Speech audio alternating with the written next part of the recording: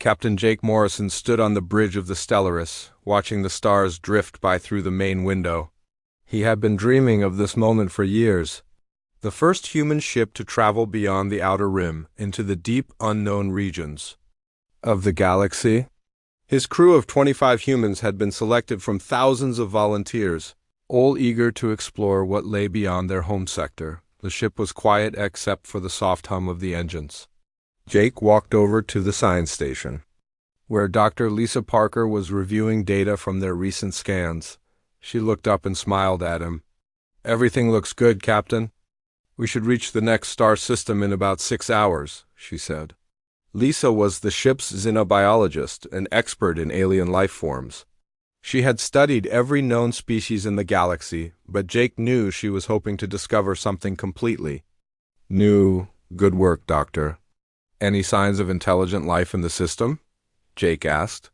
"Not yet, but I'm detecting some interesting energy readings from the fourth planet." "Could be natural, could be something else," Lisa replied, turning back to her. "Instruments." Jake nodded and moved to the communications station where Ryan Brooks was monitoring the long-range sensors. Ryan was young but talented, and he had a gift for languages that made him perfect for first-contact situations. "Anything on the comm channels, Ryan?" Jake asked. "Just the usual background noise, Captain, but wait, ... Ryan suddenly straightened up, his hands flying over his controls. "I'm picking up something. It's a transmission, but it's not from the system we're heading toward. It's coming from behind us." Jake felt his pulse quicken. "Can you clean it up?" "Working on it now, sir." Ryan's fingers danced across his keyboard. After a few moments, he looked up with excitement. "Got it! It's definitely alien, and it's directed at us specifically." "Put it on the main screen," Jake ordered. The view screen flickered to life, showing static at first, then gradually clearing to reveal something Jake had never seen before. The alien was tall and thin, with skin that looked like it was made of blue crystal. Its eyes were large and golden, and when it spoke, its voice was like music. "Greetings, humans of the vessel Stellaris. I am Ambassador Veltar of the Zephyrian Council. We have been monitoring your progress through our territory." Jake stepped forward. "Ambassador Veltar, I'm Captain Jake Morrison. We're honored to make contact with your people." The alien's expression grew serious. "Captain Morrison, you must listen carefully. Your current path will take you into the Korath sector. This is a forbidden zone. You must not go there." "Why?" Jake asked. "What's in the Korath sector?" Veltar's crystalline features seemed to darken. "The Vorthek. The galaxy's most dangerous predators. They are death itself given form." Dr. Parker moved closer to the screen. "Can you tell us more about these creatures?" The alien shuddered, a strange sight given his crystal-like appearance. "They are monsters, Doctor. 12 feet tall, with claws that can cut through starship hulls like paper. They hunt in packs, and they can read minds. No one who has encountered them has lived to tell about it." Chief Engineer Amy Collins joined the group on the bridge. She was a practical woman who had seen her share of dangerous situations. "How do you know about them if no one survives?" "We have long-range sensors," Veltar explained. "We have watched them destroy entire cities. Look." The screen changed to show holographic images that made Jake's blood run cold. Massive creatures moved across ruined landscapes, their powerful bodies leaving deep gouges in the ground. Buildings lay in rubble, and strange claw marks were carved into the surfaces of mountains. "They are not just killers," Veltar continued. "They are intelligent killers. They work together, plan their attacks, and they seem to enjoy the destruction they cause. Entire star systems have been evacuated when even rumors of their presence reach us." Security Chief Carlos Martinez stepped onto the bridge just in time to hear the warning. He was a former military man who had seen combat, but even he looked disturbed by the images. "How many of them are there?" Carlos asked. "We don't know. They move in packs of 6 to 12, but there could be hundreds of packs across the sector. Maybe thousands." Veltar's voice carried real fear. "Captain Morrison, I beg you, change course. The Zephyrian Council has lost 3 research vessels to the Vorthek. We will not be responsible for the death of your crew." Jake looked around at his team. He could see the concern in their faces, but he also saw something else. Curiosity, the same drive that had brought them out here in the first place. What do they want? Dr. Parker asked. Do they have a home planet? Do they communicate? They want to kill, Veltar said simply. That is all they do. They make sounds, terrible howling noises that can be heard for miles. Some say it's their way of calling to each other before they attack. Navigator Sophie Turner had been quiet until now, but she spoke up. Ambassador, with respect, how do we know this isn't just fear talking? Have any of your people actually tried to communicate with them? Veltara's golden eyes widened. Communicate? Navigator, you don't communicate with a natural disaster. You don't try to reason with a supernova. The Vorthek are forces of destruction, nothing more. Jake felt the weight of command on his shoulders. His crew looked to him for guidance, and he had to make a choice that could affect all their lives. But he also had to think about what they might learn. Ambassador, Jake said slowly, we appreciate your warning. But we're explorers. Understanding new forms of life is why we're out here. Then you'll die, Veltar said bluntly. The Vorthek have been the terror of this galaxy for over 1,000 years. They are the reason so many worlds remain uninhabited. Please, Captain, I'm begging you. Turn back now. Amy Collins stepped forward. What if we just observe from a distance? Our sensors are pretty advanced. We could study them without getting close. No distance is safe, Veltar insisted. They can somehow sense ships from incredible distances. The moment you enter their territory, they'll know you're there. Ryan Brooks looked up from his station. Captain, I'm detecting more transmissions. Other alien ships in the area are also warning us away from the Korath sector. Jake nodded. The warnings were coming from multiple sources, which meant the threat was real. But it also meant that these creatures were one of the galaxy's greatest mysteries. Ambassador Veltar, Jake said, thank you for your warning. We'll take it under serious consideration. The alien looked relieved. I hope you make the right choice, Captain. The galaxy has lost too many good people to the Vorthek already. The transmission ended, leaving the bridge in silence. Jake looked around at his crew, seeing the mix of fear and fascination in their eyes. Well, he said finally, that was interesting. Dr. Parker was already back at her station, pulling up star charts. Captain, the Korath sector is only 2 days away at our current speed. We could be there soon. Lisa, Jake said with a warning tone in his voice. I know, but think about it. A species that's remained completely unstudied for 1,000 years. The scientific value alone would be incredible. Carlos crossed his arms. The scientific value won't matter much if we're all dead. But what if they're not what everyone thinks they are? Sophie asked. What if there's more to the story? Jake considered this. Throughout human history, many creatures had been feared and misunderstood before people took the time to really study them. But he also knew that sometimes dangerous things were dangerous for good reasons. All right, he said finally. We'll continue on course, but we'll be extra careful. If we do encounter these Vorthok, we maintain maximum distance and we're ready to run at the first sign of trouble. The crew nodded, but Jake could see the excitement building in their eyes. They were explorers and the unknown called to them. Even when it might be deadly, 2 days later, they would discover that sometimes the most dangerous predators in the galaxy could also be the most misunderstood. 2 days after the warning from Ambassador Veltar, the Stellaris dropped out of hyperspace at the edge of the Korath sector. Captain Jake Morrison felt his heart racing as the ship's engines powered down to normal speed. The bridge was unusually quiet, with every crew member focused on their instruments. Report, Jake said, his voice steady despite his nervousness. Navigator Sophie Turner looked up from her station. We're exactly where we plan to be, Captain. Edge of the sector, about 50,000 kilometers from the fourth planet. Dr. Lisa Parker was already scanning the system with her long-range sensors. Her face was pale but determined. I'm picking up life signs, Captain. Big ones, really big ones. Security Chief Carlos Martinez stepped onto the bridge, wearing his full tactical gear. All weapon systems are online, Captain. I've got teams standing by at all escape pods just in case. Jake nodded. Good thinking, Carlos. Ryan, anything on communications? Communications Officer Ryan Brooks shook his head. Nothing that sounds like language, sir. But I am detecting some interesting sounds coming from the planet's surface. Put them on speakers, Jake ordered, the bridge filled with low, rumbling sounds that seemed to echo across great distances. They were deep and powerful, like thunder rolling across mountains. But there was something else in the sounds, something that didn't match the descriptions of terrifying howls they had been told about.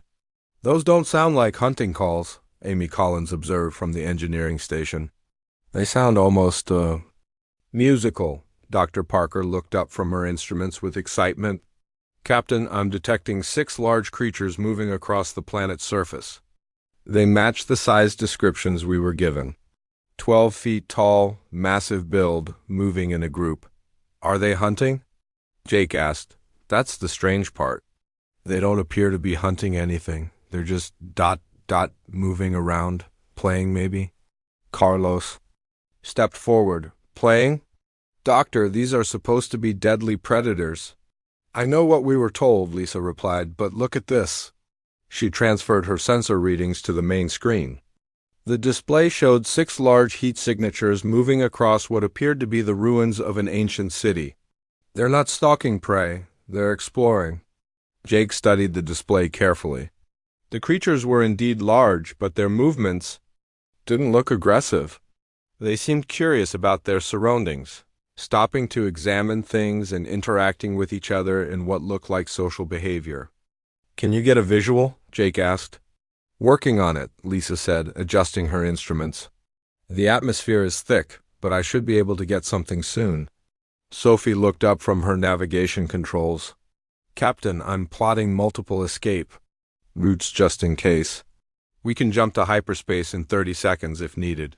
Good. Keep those routes ready. Jake felt responsible for his crew's safety, but he also felt the pull of discovery. These creatures had been a mystery for 1,000 years. This might be their only chance to learn the truth. Got it, Lisa announced. The main screen flickered and then showed a clear image of the planet's surface. The crew fell silent as they saw their first Vorthok. The creature was indeed massive, easily 12 feet tall and powerfully built. Its body was covered in thick, dark fur that seemed to shimmer in the alien sunlight. It had 4 legs and 2 arms, with a long tail that swished behind it as it moved. Its head was large and intelligent-looking, with pointed ears and bright amber eyes. It's beautiful, Sophie whispered. The creature they were watching was examining something in the ruins with obvious curiosity. It picked up a piece of broken stone with surprising gentleness, turning it over in its large hands before setting it down carefully. Look at how it's moving, Dr. Parker said with growing excitement. Those aren't the movements of a mindless killer. It's being careful not to damage anything further. As they watched, the other 5 creatures approached the first one. They seemed to be communicating, though the humans couldn't understand how. The largest of the group, with silver streaks in its dark fur, appeared to be the leader. Captain, Ryan said suddenly, I'm picking up something odd. These sounds they're making they're not random. There's a pattern to them. What kind of pattern? Jake asked. It's like they're talking to each other. Not just making noise, but actually having a conversation? Carlos shook his head. Ambassador Valtar said they were intelligent. That makes them more dangerous, not less. But Jake was beginning to wonder if they had been told the complete truth. The creatures on the screen didn't look like the mindless destroyers they had been warned about. They looked like a family exploring. Their neighborhood suddenly, the largest creature stopped moving and looked up. Its amber eyes seemed to focus directly on the Stellaris, even though the ship was thousands of kilometers away. Did it just look at us? Amy asked nervously. The creature tilted its massive head to one side, as if listening to something. Then it did something that made several crew members gasp. It sat down on its haunches and began wagging its tail. That's not possible, Carlos said. It can't see us from that distance. Dr. Parker was frantically checking her instruments. Captain, I'm detecting some kind of telepathic field around the creatures. They might be able to sense our presence, even at this distance. The other creatures had noticed their leader's behavior and were now also looking up toward the ship. Instead of appearing threatening, they seemed curious and almost excited. The sounds are changing, Ryan reported. They're making different noises now, almost like they're calling to us. Jake made a decision that would change everything. Take us closer, but slowly, and be ready to jump to hyperspace at my command. Captain, are you sure about this? Carlos asked. No, but we came here to learn. Let's see what happens. Sophie carefully piloted the ship closer to the planet. As they descended, the creatures on the surface became more active. They were definitely trying to communicate, making a variety of sounds that Ryan was recording for later analysis. 15,000 kilometers, Sophie announced. 10,000, 5,000.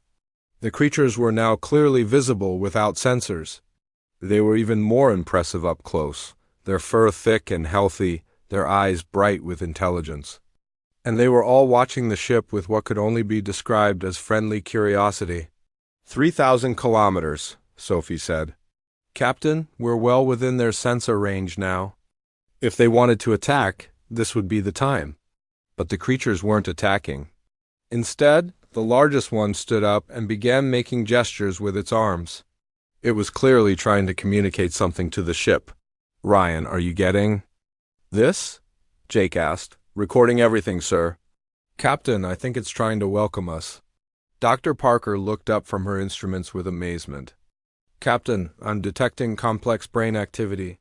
These creatures aren't just intelligent, they're highly emotional. And right now they're excited and happy. Happy? Carlos asked. You can tell they're happy? The telepathic field is carrying emotional information. They're not afraid of us, and they're not angry. They're curious and pleased to see us.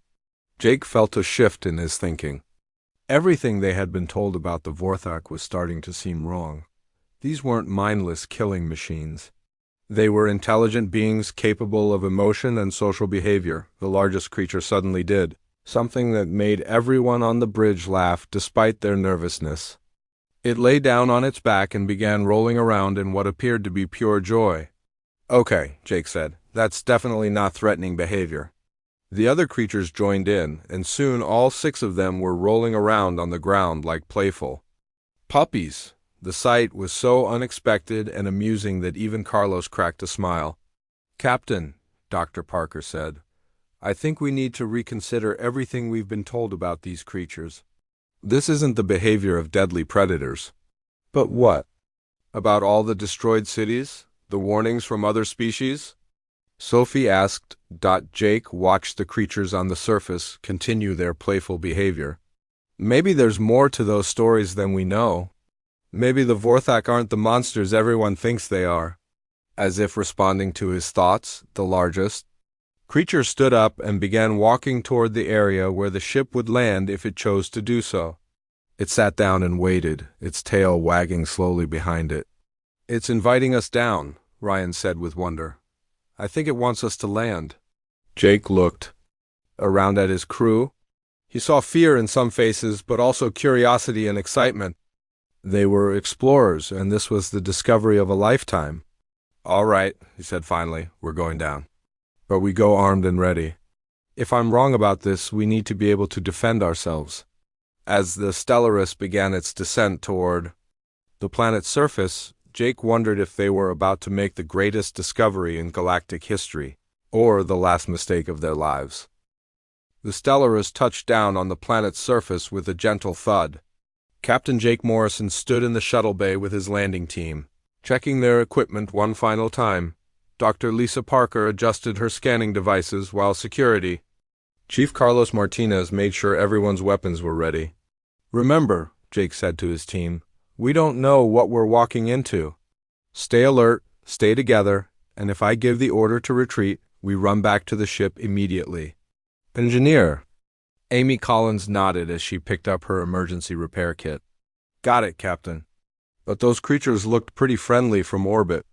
Friendly or not, they're still 12 feet tall with claws, Carlos replied. We take no chances. The shuttle bay doors opened with a hiss, revealing the alien landscape. The air was breathable according to their sensors, though it smelled different. From Earth, sweet, almost like flowers mixed with something wild and natural, they stepped out onto rocky ground covered with strange, blue-green plants. The ruins of the ancient city stretched out before them, with broken towers and fallen walls that must have been magnificent long ago. Everything was huge, built for beings much larger than humans. Where are they? Amy whispered, looking around nervously. Dr. Parker checked her scanner. About 200 meters that way. She pointed toward a cluster of fallen buildings. All 6 of them, moving slowly in our direction. Jake felt his heart beating faster. This was it. First contact with the galaxy's most feared predators. He checked his weapon one more time, hoping he wouldn't need it. The ground began to shake with heavy footsteps. The sound echoed off the ruins like thunder. Carlos raised his weapon, but Jake held up a hand to stop him. Wait, Jake said. Let's see what they do. The first Vorthak appeared around a broken wall, and Jake had to remind himself to breathe. The creature was even more impressive up close. Its dark fur gleamed in the sunlight, and its amber eyes were bright with intelligence. It moved with surprising grace for something so large. The creature stopped about 50 meters away and tilted its head, looking at the humans with obvious curiosity.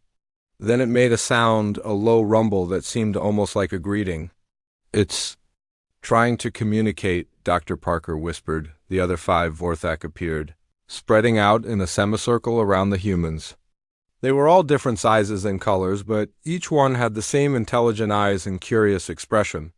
The largest one, with silver streaks in its fur, was clearly the leader. For a long moment, humans and Vorthak stared at each other. The tension was thick in the air. Then the leader did something that shocked everyone. It lay down on the ground and rolled over onto its back, exposing its belly to the humans. What's it doing? Carlos asked, confusion replacing fear in his voice. Doctor. Parker lowered her scanner and took a step forward. On Earth, when dogs do that, it means they trust you. It's a sign of submission and friendship. The other Vorthak began copying their leader, rolling onto their backs and making soft rumbling sounds. They were clearly trying to show the humans that they meant no harm. Jake made a decision that would change everything. He holstered his weapon and walked slowly toward the leader. Carlos started to object, but Jake waved him off. If they wanted to hurt us, they would have done it already, Jake said. They're trying to communicate. Jake approached the massive creature carefully. Up close, he could see that its fur was incredibly thick and soft-looking. Its amber eyes followed his every movement, but there was no aggression in them. Only curiosity and something that looked almost like hope. The creature made a soft sound, almost like a purr. Jake reached out slowly and gently touched its belly. The fur was as soft as it looked, and the creature's purring grew louder. The sound vibrated through the ground beneath their feet. Incredible, Dr. Parker breathed. Captain, you're petting a Vorthak. The other creatures rolled back over and began approaching slowly, their tails wagging behind them. They surrounded the humans, but instead of feeling trapped, Jake felt protected. These weren't predators. They were something else entirely. One of the smaller Vorthak approached Amy Collins. She looked nervously at Jake, who nodded encouragingly. The creature lowered its massive head and gently nudged her hand with its nose. Amy tentatively reached out and petted the creature's head. It closed its eyes and purred contentedly. They're like giant dogs, Amy said with wonder. Friendly giant dogs. Dr. Parker was frantically scanning the creatures with her instruments. Captain, their brain patterns are incredible. They're not just intelligent, they're emotionally complex, and they're definitely telepathic. They can sense our emotions and intentions. Carlos still looked skeptical. But what about all the destruction, the warnings from other species? The leader seemed to understand his concern. It stood up slowly and began walking toward the ruins. It gestured with one massive arm for the humans to follow. I think it wants to show us something, Jake said. They followed the creature through the ruins, with the other Vorthak walking alongside them like protective escorts. The leader stopped at a section of wall that had strange scratch marks in it. The marks were deep and clearly made by claws. Dr. Parker examined the marks with her scanner. These are old, Captain, maybe 50 years old. And look at the pattern. She traced the marks with her finger. These aren't claw marks from an attack. They're more like someone was trying to write something? The leader watched her examine. The marks then carefully extended one of its own claws. It gently scratched a simple symbol into the dirt next to the wall. The symbol looked like a circle with lines radiating from it. It's trying to communicate through pictures, Dr. Parker said excitedly. This is incredible. They have a written language. Jake knelt down and used a stick to draw a simple picture of the Stellaris in the dirt. The leader's eyes widened and it made excited sounds to the other Vorthak. They all gathered around to look at the drawing. One of the smaller creatures ran off and returned a few minutes later carrying something in its mouth. It dropped the object carefully in front of Jake. It was a piece of metal, clearly from a spaceship, but it was bent and twisted.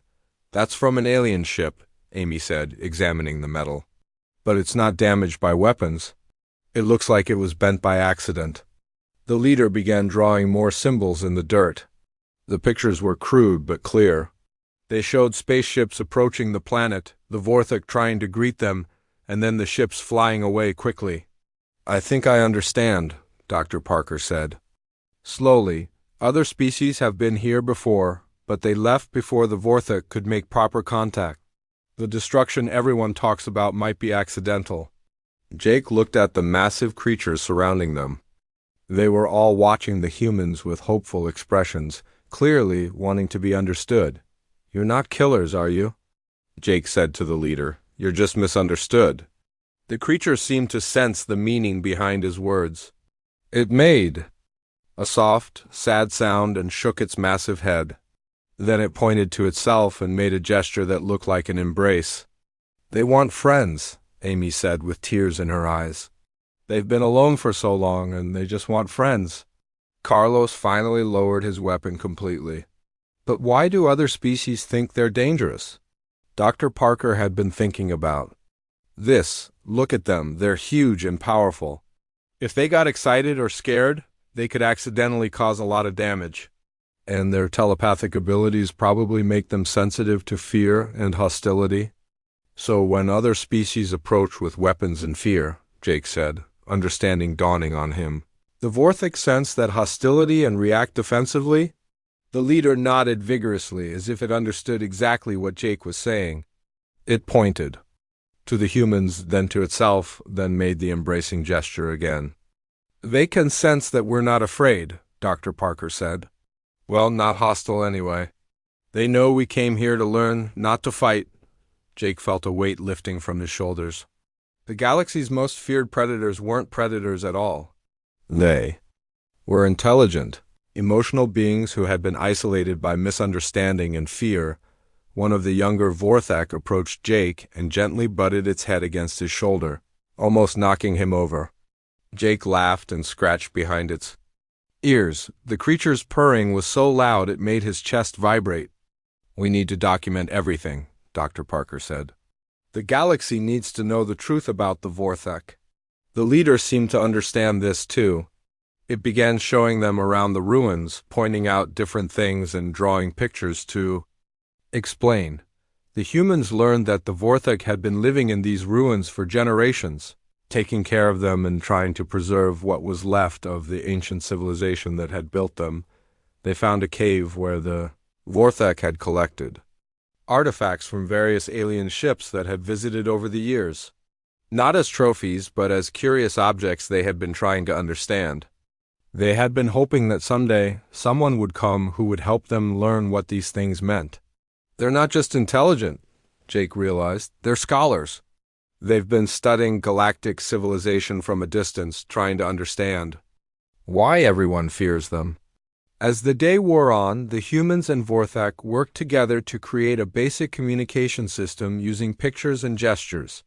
The Vorthak learned some simple human words, and the humans began to understand the meaning behind different Vorthak sounds. Captain Jake Morrison stood in the cargo bay of the Stellaris, watching engineer Amy Collins put the finishing touches on her latest creation. 3 weeks had passed since their first contact with the Vorthak, and the relationship between humans and the gentle giants had grown stronger each day. "There," Amy said, stepping back to admire her work. "That should hold up to anything they can throw at it." The structure looked like a giant playground. Amy had built it using reinforced steel beams and special shock absorbers that could handle the weight and enthusiasm of 12-foot-tall creatures. There were climbing frames, sliding poles, and even a large sandbox filled with the blue sand from the planet's surface. "The Vorthak are going to love this," Dr. Lisa Parker said as she entered the cargo bay. She had been spending most of her time studying the creatures and documenting their behavior. "I've never seen beings so eager to play and learn," Jake smiled, as he remembered the past few weeks. The Vorthak had proven to be incredibly gentle despite their size. They had learned to control their strength around the much smaller humans, moving slowly and carefully whenever the crew was nearby. "How's the language project coming along?" Jake asked Dr. Parker. "Better than I hoped," she replied excitedly. "They're incredibly fast learners. The leader, who I've been calling Buddy, can already understand about 50 human words, and Ryan has figured out the meaning of at least 30 of their sounds." Communications Officer Ryan Brooks had been working tirelessly to create a translation system. The Vorthak language was complex, with different tones and harmonics carrying different meanings, but their telepathic abilities helped them understand human intentions even when the words were unclear. "Captain," Amy said, "I think we should test this playground with Buddy and his pack today. I want to make sure everything is safe before we build the permanent one on the planet." Jake nodded. The plan was to create a permanent base on the planet, where humans and Vorthak could interact safely. It would be the first step toward introducing the Vorthak to the rest of the galaxy. "All right, let's bring them up," Jake decided. "But carefully. I don't want any accidents."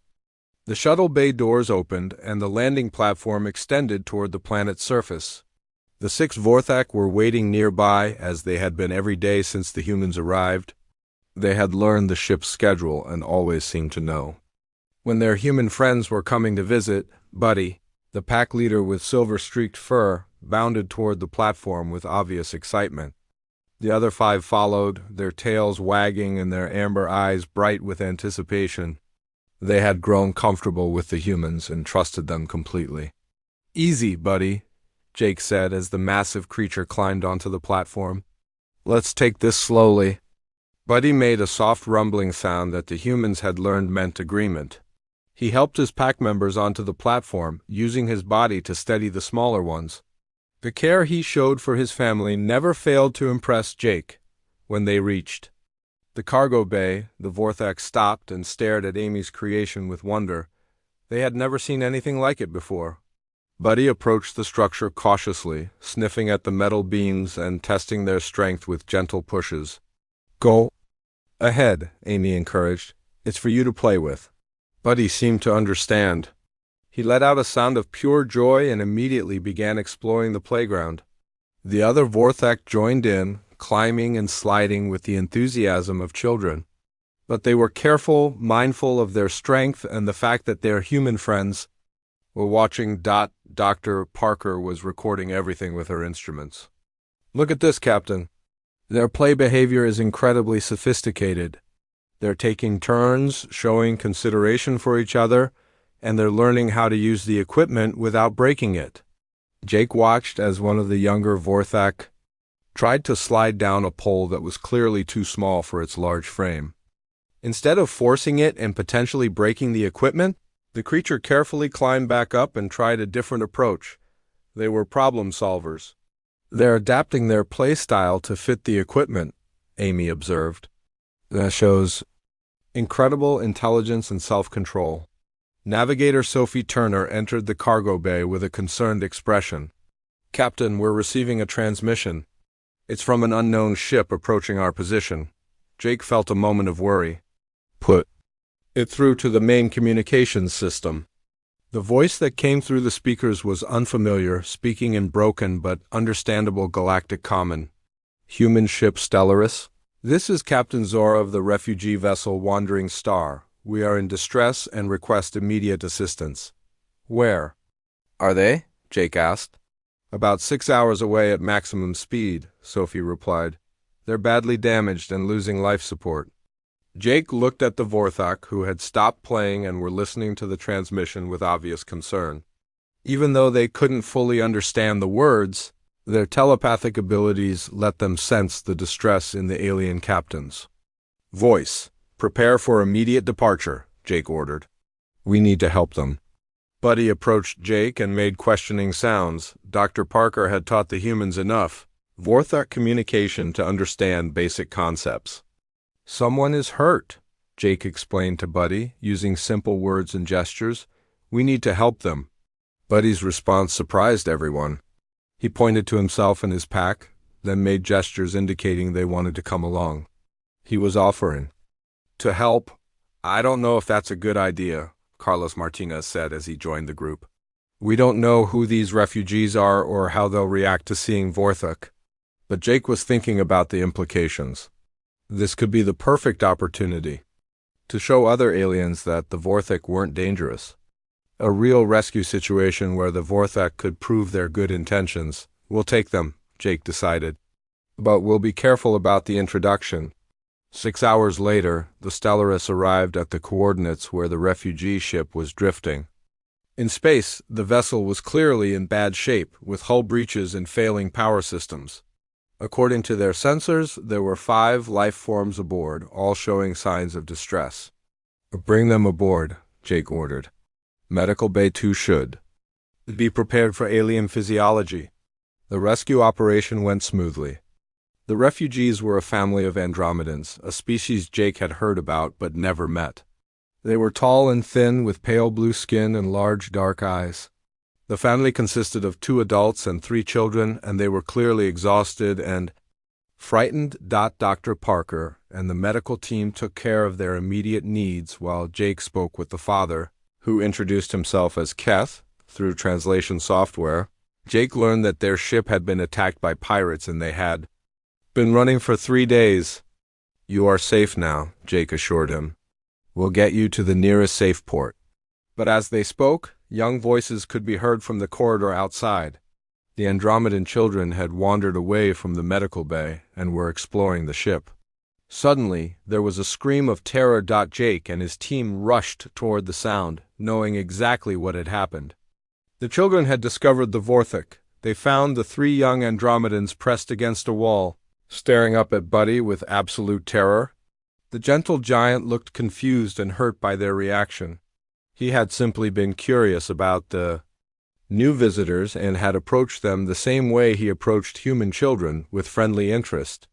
Please don't hurt us, the oldest child whispered in Galactic Common. Buddy's ears drooped, and he made a soft, sad sound. He could sense their fear through his telepathic abilities, and it was clearly causing him distress. The other Vorthak gathered behind him, all looking confused and upset. It's okay, Jake said gently to the children. They won't hurt you. They're friends. But the children were too frightened to listen. They had probably been raised on the same stories about deadly Vorthak that most of the galaxy believed. Dr. Parker had an idea. She approached Buddy and began petting his head gently. See? He's gentle. He just wanted to say hello.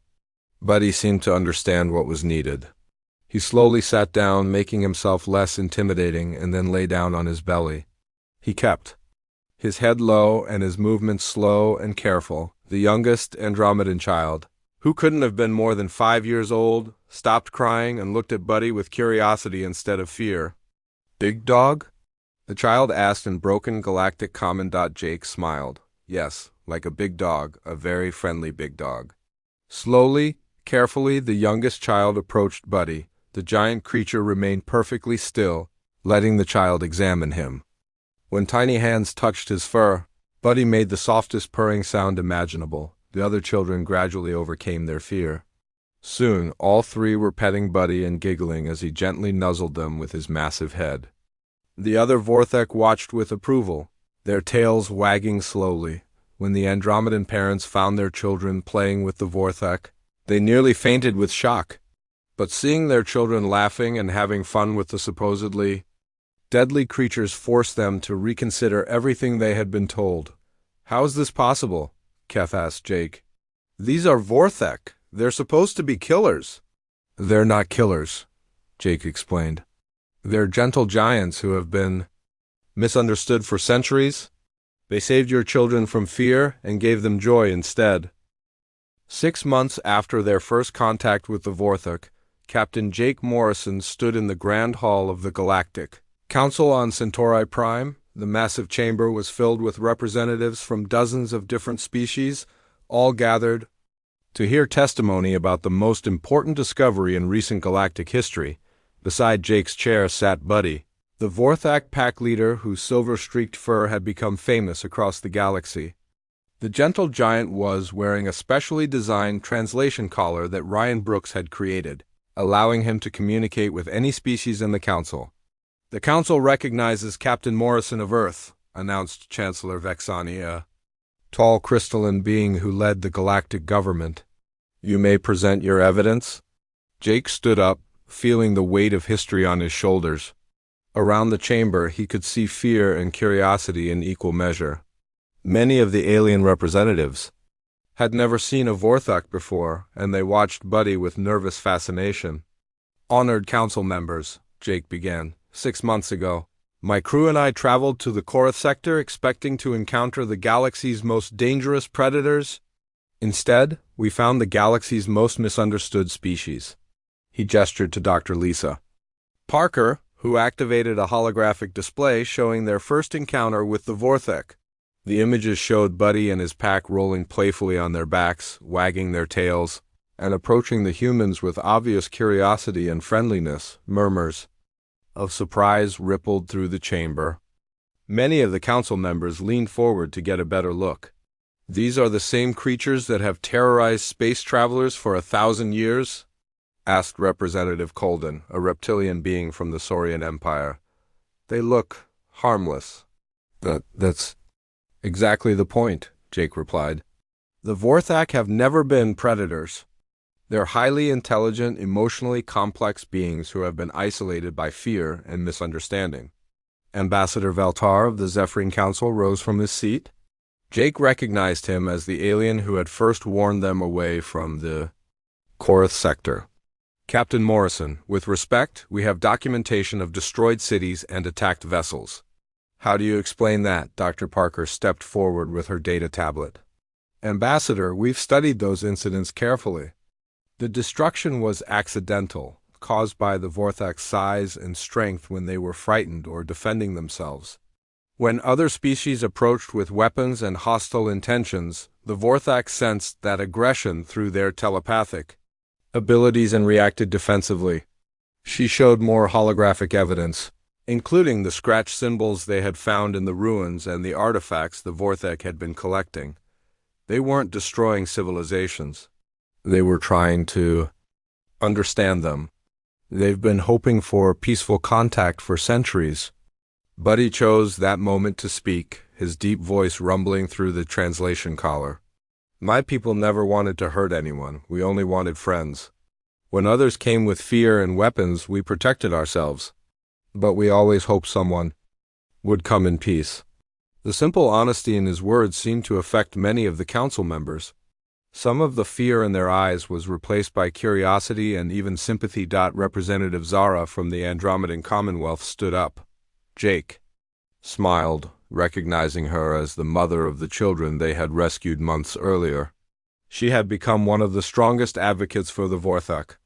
"Honored Council," Zara said, "my family owes our lives to Captain Morrison's crew and their Vorthak friends.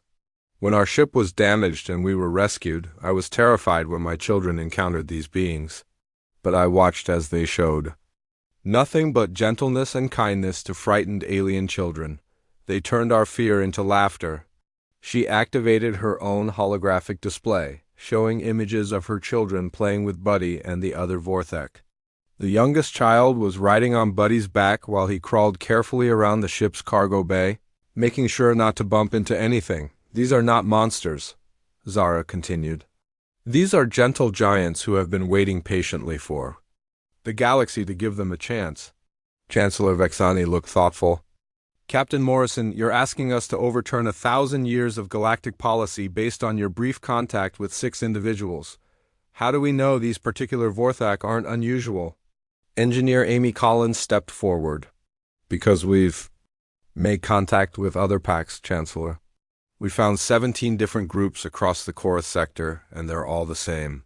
Curious, gentle, and eager for peaceful contact. Jake nodded. We've established communication protocols with multiple Vorthak communities. They have complex societies, art, music, and even primitive technology. They're not mindless beasts. They're people just like all of us.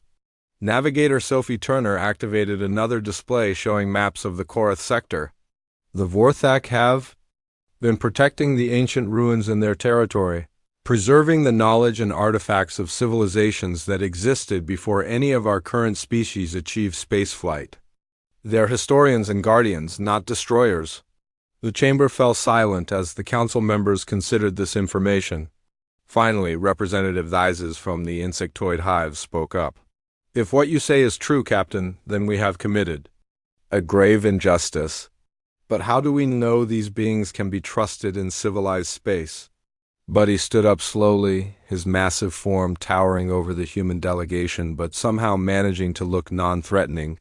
May I answer that? He asked through his translator. Chancellor Vexani nodded, though Jake could see the nervousness in the gesture. My people have strong minds, Buddy said simply. We feel the emotions and intentions of others. We know when someone means harm and when they mean peace. Captain Morrison and his crew came to us with open hearts and curious minds. That's why. We trusted them. We can sense the same thing in many of you now. He looked around the chamber, his amber eyes meeting the gaze of various representatives. We don't want to harm anyone. We want to help. We want to learn. We want to be part of the bigger galaxy that we've watched from far away for so long. Communications Officer Ryan Brooks stepped forward with a tablet. Council members, I've prepared a comprehensive communication guide for interacting with the Vorthak. Their telepathic abilities make them incredibly effective at resolving conflicts peacefully. They can sense when someone is lying or has hidden hostile intentions. They could serve as mediators, Dr. Parker added. Their ability to sense true emotions and intentions could help prevent wars and misunderstandings between species. Chancellor Vexani exchanged glances with the other senior council members. This is certainly unprecedented. If we were to allow Vorthak integration into galactic society, what safeguards would you propose? Jake had been prepared for this question. We propose a gradual integration program. Selected Vorthak representatives would work with human liaison. Teams at major trade stations and diplomatic centers. They would prove their peaceful intentions through their actions, just as Buddy and his pack have done with us. Security Chief Carlos Martinez, who had initially been the most skeptical member of the crew, spoke up. Council members, I was convinced these beings were dangerous when we first encountered them. But I've spent months working alongside them. Now, they're more trustworthy than many sentient species I've met. They can't lie, they won't break their word, and they'll die to protect those they consider friends.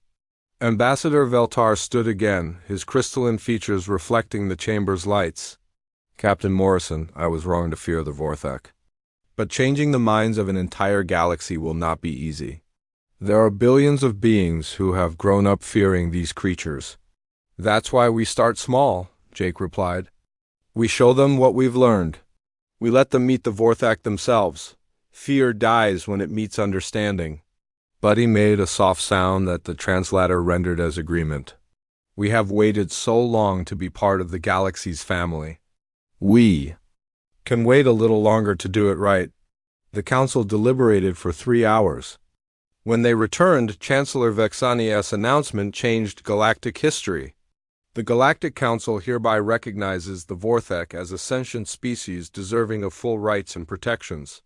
We authorize the establishment of integration centers, where Vorthak representatives can work alongside other species to build understanding and cooperation. The chamber erupted in a mixture of cheers and concerned murmurs. Jake felt tears in his eyes as he realized they had done it. They had changed the galaxy's mind about the Vorthik. Buddy gently touched Jake's shoulder with one massive finger. "Thank you," he said simply. "Thank you for seeing us as we really are."